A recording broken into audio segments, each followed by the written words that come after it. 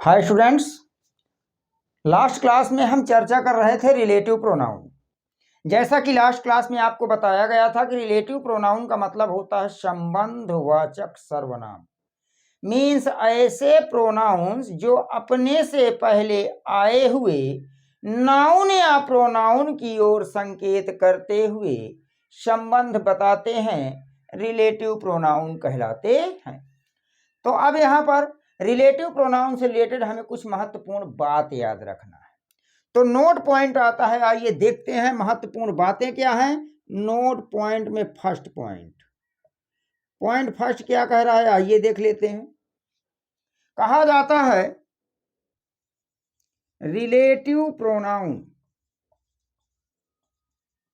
को जितना संभव हो सके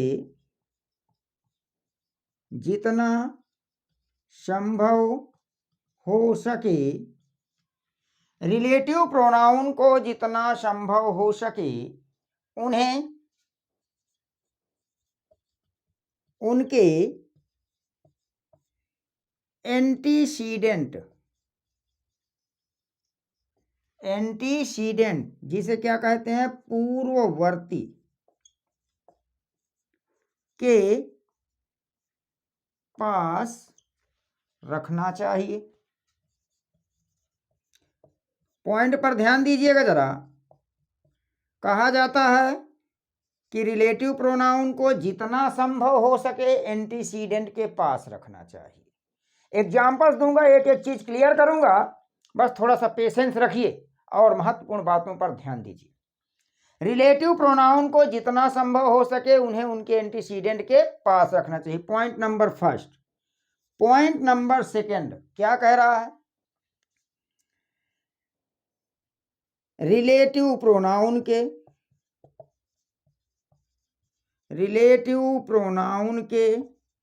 एंटीसीडेंट के अनुसार या एंटीसीडेंट के नंबर एवं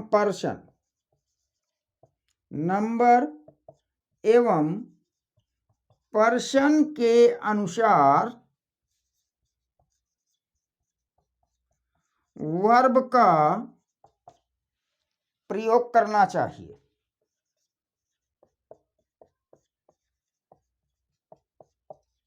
ध्यान दीजिए जरा।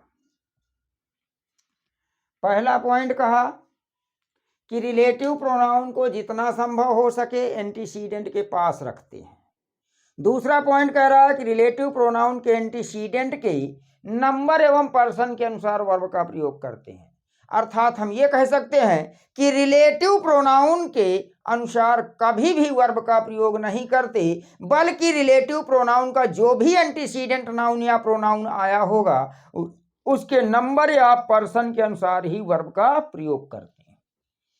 दो पॉइंट आप ध्यान दीजिए कि महत्वपूर्ण बातें चल रही हैं। तो यहां पर यदि देखा जाए तो जैसा कि लास्ट क्लास में मैंने आपको बताया था कि रिलेटिव प्रोनाउन कार्य करता है कंजक्शन का। कंजक्शन की तरह कार्य करने से हमें पता होना चाहिए कंजक्शन किसका काम करता है। तो कंजक्शन काम करता है दो या दो से अधिक शब्दों, वाक्यांशों, उपवाक्यों एवं वाक्यों को जोड़ने का कार्य। इसके बाद यहां पर पॉइंट नंबर फर्स्ट में आ गया कि रिलेटिव प्रोनाउन को जितना संभव हो सके एंटीसीडेंट के पास रखो। दूसरा पॉइंट कह रहा है कि रिलेटिव प्रोनाउन के एंटीसीडेंट के नंबर एवं पर्सन के अनुसार ही वर्ब का प्रयोग करना चाहिए। पॉइंट नंबर थर्ड कहा कि रिलेटिव प्रोनाउन का एंटीसीडेंट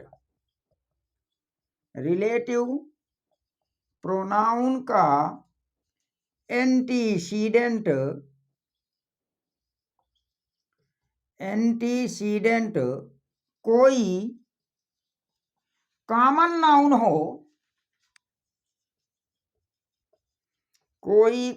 नाउन हो तो उसके पहले आर्टिकल द का प्रयोग करते हैं। द का प्रयोग करते हैं। पॉइंट नंबर 3, पहला पॉइंट रिलेटिव प्रोनाउन को एंटीसीडेंट के पास रखना है। पॉइंट नंबर 2, एंटीसीडेंट के नंबर एवं पर्सन के अनुसार वर्ब का प्रयोग करना है। यदि एंटीसीडेंट कोई कॉमन नाउन है तो उसके पहले आर्टिकल द का प्रयोग करते हैं। पॉइंट नंबर 4, यदि लिंकिंग वर्ब, अब लिंकिंग वर्ब से क्या तात्पर्य है? Is, am, are, was, were जब सेंटेंस में अकेले आई हो, कॉम्प्लीमेंट लेती हो तो उन्हें लिंकिंग वर्ब कहते हैं। अब यदि लिंकिंग वर्ब का कॉम्प्लीमेंट कोई पर्सनल प्रोनाउन, कोई पर्सनल प्रोनाउन हो तो वह सदैव नॉमिनेटिव केस में होता है। वह सदैव नॉमिनेटिव केस में होता है। आपने यहां 4 बातें सीख लिया। पॉइंट नंबर 1, रिलेटिव प्रोनाउन के एंटीसीडेंट के पास रखते हैं। पॉइंट नंबर 2, रिलेटिव प्रोनाउन के एंटीसीडेंट के नंबर एवं पर्सन के अनुसार वर्ब का प्रयोग करते हैं। पॉइंट नंबर 3, यदि रिलेटिव प्रोनाउन का एंटीसीडेंट कोई कॉमन नाउन है तो उसके पहले आर्टिकल द लाते हैं। पॉइंट नंबर 4, यदि सेंटेंस में लिंकिंग वर्ब का प्रयोग किया गया। लिंकिंग वर्ब से क्या तात्पर्य है? यदि किसी सेंटेंस में is, am, are, was, were अकेले आए हों और कॉम्प्लीमेंट लेते हों तो ऐसी वर्ब को लिंकिंग वर्ब कहा जाता है। यदि लिंकिंग वर्ब का कॉम्प्लीमेंट कोई पर्सनल प्रोनाउन बन जाता है तो वह हमेशा नॉमिनेटिव केस में होता है। 4 महत्वपूर्ण बातें बताई गई हैं, चारों बातों को ध्यान में रखना है। तो सबसे पहले तो आप समझिए कि रिलेटिव प्रोनाउन कंजक्शन का काम करता है।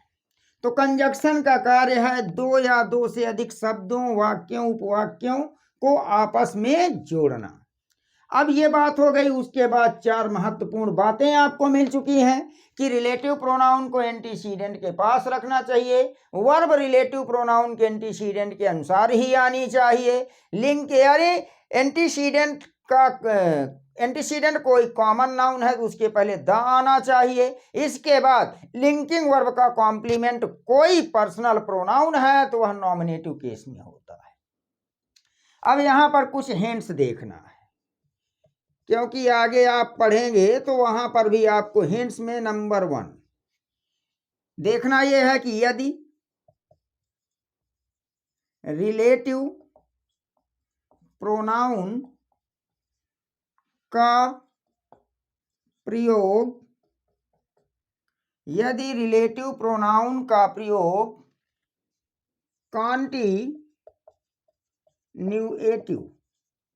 सेंस मीन्स व्यापक भाव, व्यापक अर्थ, सेंस का मतलब अर्थ भी होता है, व्यापक अर्थ में किया जाए तो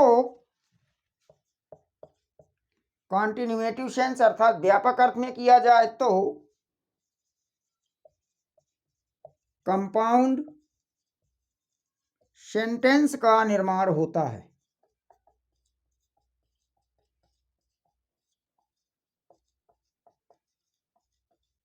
ये लीजिए, एक आपको संकेत मिला कि यदि रिलेटिव प्रोनाउन का प्रयोग कॉन्टिन्यूएटिव सेंस में किया जाए तो कंपाउंड सेंटेंस का निर्माण होता है। क्योंकि सेंटेंस पहचानने के लिए आ जाता है तो सेंटेंस आपका 3 होता है, simple, compound and also complex. तो यदि रिलेटिव प्रोनाउन का प्रयोग कॉन्टिन्यूएटिव सेंस में होता है तो ऐसी स्थिति में जो भी सेंटेंस बन करके आएगा वो सेंटेंस आपका होगा कंपाउंड। पॉइंट नंबर 2, यदि रिलेटिव प्रोनाउन का प्रयोग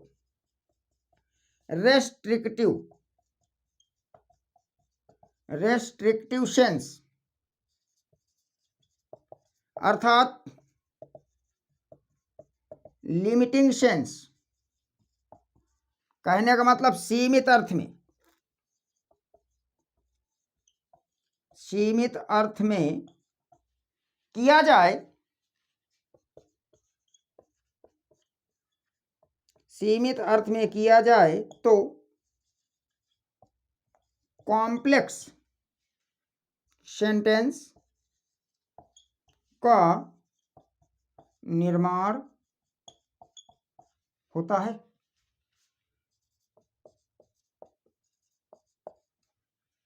अब आपको हिंट्स में 2 पॉइंट मिला कि रिलेटिव प्रोनाउन का प्रयोग कॉन्टिन्यूएटिव सेंस में करते हैं तो सेंटेंस कंपाउंड बनता है, और यदि रिलेटिव प्रोनाउन का प्रयोग रिस्ट्रिक्टिव सेंस में अर्थात लिमिटिंग सेंस में किया जाता है तो सेंटेंस आपका बनता है कॉम्प्लेक्स। तो आपको यहाँ पर 4 महत्वपूर्ण बातें मिल गई हैं।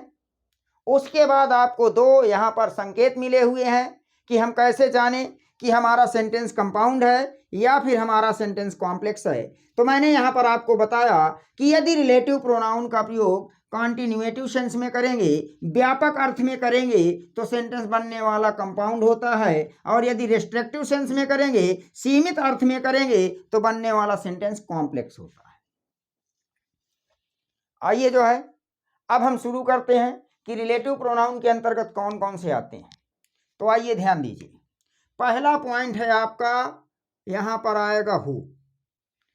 और जब हु आएगा तो जरा ध्यान दीजिए कि हु का मतलब होता है कौन या किसने, और जैसे ही कौन या किसने होगा तो प्रश्न पूछने का काम करेगा। ऐसे में हु इंट्रोगेटिव प्रोनाउन का कार्य करेगा, ना कि रिलेटिव प्रोनाउन का। तो रिलेटिव प्रोनाउन का काम कब करेगा, तो आइए देख लेते हैं। जैसे आपका आया हु, हु का मतलब जो आपका निकलेगा, मीनिंग जो निकलेगी वो निकलेगी जो या जिसने। हु का मतलब क्या निकला, जो या जिसने। जैसे जो या जिसने निकला तो यहाँ पर आपका बनने वाला सेंटेंस जो होगा वो कॉम्प्लेक्स होगा, और यह तो मीनिंग निकली जो या जिसने। हु का प्रयोग कहाँ करते हैं, नॉमिनेटिव केस में करते हैं। किसके लिए करते हैं, ह्यूमन बीइंग के लिए करते हैं, अर्थात मनुष्य के लिए। तो पहली बात ये जानिए कि हु का मतलब क्या होता है, जो या जिसने। किसकी तरह कार्य करेगा, रिलेटिव प्रोनाउन की तरह कार्य करेगा। बनने वाला सेंटेंस कौन सा होगा, कॉम्प्लेक्स होगा। और हु का प्रयोग कहाँ करते हैं, नॉमिनेटिव केस में अर्थात कर्ता कारक में करते हैं। और आप जानते हैं कि कर्ता के बाद वर्ब आता है, तो ये भी कंफर्म हो चुका कि हु के बाद वर्ब आएगा। इसके बाद किसके लिए करते हैं, ह्यूमन बीइंग के लिए करते हैं। अतः हम ये कह सकते हैं कि हु के पश्चात आपको वर्ब दिखेगी। लेकिन ये जो वर्ब है, मैंने कहा कि हु यहाँ रिलेटिव प्रोनाउन का काम करता है। पहला पॉइंट आया कि एंटीसीडेंट के अनुसार जो है वर्ब का प्रयोग किया जाता है। पहला पॉइंट कहा कि रिलेटिव प्रोनाउन के एंटीसीडेंट के पास रखो। दूसरा पॉइंट कह रहा है कि रिलेटिव प्रोनाउन के एंटीसीडेंट के नंबर या पर्सन के अनुसार वर्ब का प्रयोग करते हैं। तो ये जो वर्ब होगी वो किस पर डिपेंड करेगी, यहाँ पर जो आपका नाउन या प्रोनाउन होगा, और यह नाउन या प्रोनाउन किसकी तरह कार्य करेगा, एंटीसीडेंट की तरह कार्य करेगा। तो आपको देख लेना है कि जो नाउन या प्रोनाउन है तो वो रिलेटिव प्रोनाउन के पहले, क्योंकि आपको परिभाषा में बताया गया है कि रिलेटिव प्रोनाउन वे प्रोनाउंस होते हैं जो अपने से पहले आए हुए नाउन या प्रोनाउन की ओर संकेत करते हुए संबंध बताते हैं। तो रिले यानी हु के पहले कोई नाउन या प्रोनाउन रखा होगा, उस नाउन या प्रोनाउन किसकी तरह कार्य कर रहा होगा, एंटीसीडेंट की तरह। एंटीसीडेंट का मतलब क्या होता है, पूर्ववर्ती होता है। तो इस जो है आप नाउन या प्रोनाउन का नंबर देखेंगे या फिर पर्सन देखेंगे और वर्ब डिपेंड करेगी एंटीसीडेंट पर। ठीक है, तो मैंने पहला पॉइंट कहा कि रिलेटिव प्रोनाउन को कहाँ रखना है, एंटीसीडेंट के पास। Antecedent relative pronoun side by side आ गए। पहला पॉइंट कंप्लीट। दूसरा पॉइंट कह रहा है कि वर्ब जो आएगी सेंटेंस में वो रिलेटिव प्रोनाउन के अनुसार नहीं, रिलेटिव प्रोनाउन के एंटीसीडेंट के नंबर या पर्सन के अनुसार आएगी। अब यहां पर जैसे कह दिया जाए तो चलिए देखते हैं, सारे पॉइंट स्पष्ट होंगे। द मैन डैश डैश कर दिया, the man dash dash stole your bike was caught। अब कहा कि यहां पर आपको भरना क्या है, रिलेटिव प्रोनाउन। तो रिलेटिव प्रोनाउन में बहुत सारे शब्द आते हैं, who, whom, whose, which, what, as, that, ऐसे शब्द आते हैं। अब यहाँ पर आपको भरना है, तो चलिए आके देखते हैं कि यहाँ पर कौन सा रिलेटिव प्रोनाउन आएगा। अभी तो हम एक पढ़ने जा रहे हैं तो हम आसानी से पकड़ लेंगे, लेकिन जब हम सारे रिलेटिव प्रोनाउन पढ़ लेंगे तब मजा आएगा एक्सरसाइज करने में। तो आइए जो है, तो मैंने कहा कि रिलेटिव प्रोनाउन हु का मतलब आएगा जो या जिसने। कहाँ प्रयोग होगा? नॉमिनेटिव केस में। किसके लिए? ह्यूमन बीइंग के लिए। तो देखो कि हु का जो एंटीसीडेंट नाउन या प्रोनाउन बनकर आया है वो ह्यूमन बीइंग है कि नहीं है। तो चलिए देखिए, यहाँ मैन लिखा है, नाउन है, ह्यूमन बीइंग है, कर्ता कारक में चला गया।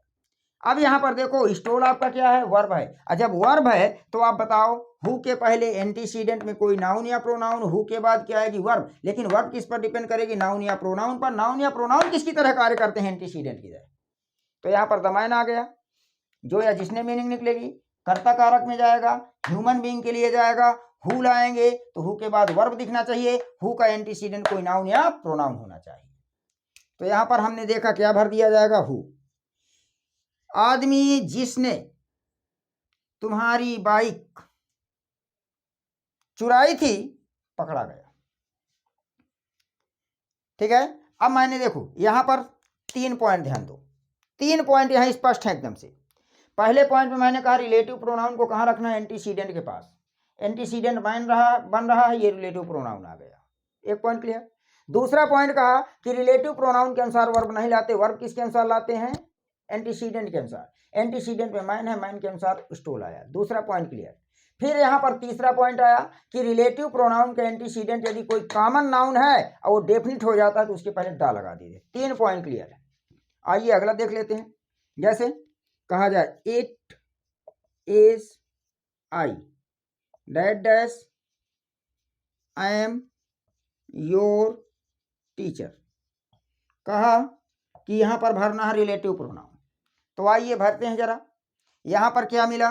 एम। एम आपका क्या है? वर्ब। यहाँ पर कौन मिल रहा है? प्रोनाउन। ये किसका काम कर रहा है? एंटीसीडेंट का। अर्थात क्या बन गया? Human being. और आई आपका क्या है? सब्जेक्ट, नॉमिनेटिव केस में। तो कहने का मतलब यहाँ पर क्या भर दिया जाएगा? हु। अब यहाँ से तय करो।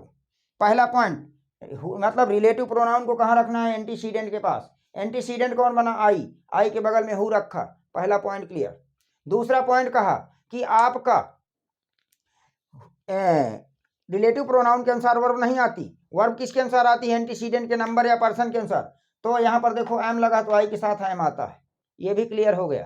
तीसरा पॉइंट ना, दूसरा पॉइंट में जो आया था कॉमन नाउन है तो उसके पहले दा लगाते हैं, ये लगा हुआ है।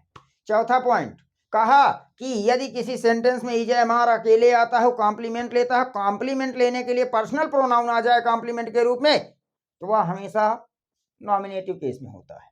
तो ये देखो एक सेंटेंस इतना है, केवल इतना, फिर यहाँ से जोड़ करके बढ़ाया गया है। जैसे तो यहाँ पर देखा जाए कि इट इज आई में इज आपका जो है कैसे आया है? अकेले आया हुआ है। और क्या ले रहा है? कॉम्प्लीमेंट। कॉम्प्लीमेंट में कौन आया है? Personal pronoun. तो पर्सनल प्रोनाउन किस केस में जाता है? नॉमिनेटिव केस में। क्लियर है? आइए कुछ और एग्जाम्पल्स देखते हैं। तो ध्यान रहे कि हु के बाद क्या होगी? वर्ब। वर्ब किस पर डिपेंड करेगी? एंटीसीडेंट पर। एंटीसीडेंट में कौन आएगा? नाउन या प्रोनाउन। यह नाउन या प्रोनाउन क्या होगा? Human being. मीनिंग क्या निकले? जो या जिसने। तो इस तरह से हम जो है रिलेटिव प्रोनाउन हु का सही यूज कर सकते हैं। बस थोड़ा सा सावधानी बरतनी है, हर चीज को जो है क्लियर कर लेना है। जैसे कह दिया जाए,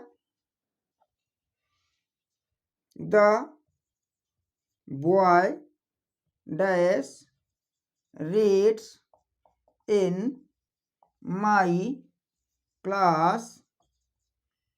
the boy reads in my class is missing. कहा कि यहां पर भरना है आपको रिलेटिव प्रोनाउन। तो आइए जरा देखते हैं। रीड्स आपका क्या है? वर्ब। बॉय आपका क्या है? Human being. तो कहने का मतलब जब आगे वर्ब दिख रही है तो यहाँ पर आने वाला जो भी रिलेटिव प्रोनाउन होगा वो कहाँ जाएगा? नॉमिनेटिव केस में। और नॉमिनेटिव केस में ह्यूमन बीइंग के लिए आने वाला रिलेटिव प्रोनाउन हु होता है। सीधे उठा के हु भर देंगे। The boy who reads in my class is missing. जैसे कह दिया जाए, this is the teacher dash taught my children. कहा यहाँ भरना रिलेटिव प्रोनाउन। तो आप देखिए जरा, यहाँ टाट क्या आया आपका, वर्ब। टीचर क्या आ गया आपका, ह्यूमन बीइंग। अर्थात एंटीसीडेंट में ये आया, आगे वर्ब दिख रही है, तो ह्यूमन बीइंग के लिए नॉमिनेटिव केस में क्या आता है, हु, भर दिया। This is the teacher who taught my children. इस तरह से हम बहुत सारी चीजें, जैसे कह दिया जाए the girl dash loves me is a cheater. अब यहां पर देखिए, लव्स आपका क्या है, वर्ब।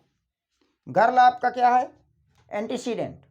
तो इधर एंटीसीडेंट में ह्यूमन बीइंग मिल रहा है, इधर वर्ब मिल रहा है, तो सीधे उठा क्या भर देंगे, who. The girl who loves me is a cheater. लड़की जो मुझे पसंद करती थी या करती है, धोखेबाज है। तो इस तरह से हम देख रहे हैं कि हु का प्रयोग किसके लिए किया जाएगा, ह्यूमन बीइंग के लिए। तो हु का जो भी एंटीसीडेंट होगा वो कोई होना चाहिए नाउन या प्रोनाउन। बात किसकी कर रहा हो, ह्यूमन बीइंग की। किसकी तरह कार्य करेगा, सब्जेक्ट की तरह। तो हु भरेंगे, हु के आगे क्या आना चाहिए, वर्ब आनी चाहिए। इस तरह से हम रिलेटिव प्रोनाउन हु का प्रयोग बहुत अच्छी तरह से कर सकते हैं। तो हमें ध्यान ये देना है कि कुछ महत्वपूर्ण बातें आई हैं, उन महत्वपूर्ण, जैसे रिलेटिव प्रोनाउन को कहाँ रखना है, एंटीसीडेंट के पास। एंटीसीडेंट के नंबर या पर्सन के अनुसार यूज क्या करना है, वर्ब। उसके बाद रिलेटिव प्रोनाउन का एंटीसीडेंट कोई कॉमन नाउन है तो उसके पहले क्या आता है, द। इसके बाद यदि लिंकिंग वर्ब का कॉम्प्लीमेंट कोई पर्सनल प्रोनाउन है तो वह हमेशा कहाँ होता है, नॉमिनेटिव केस में। मिलते हैं नेक्स्ट क्लास में। Thank you all of you.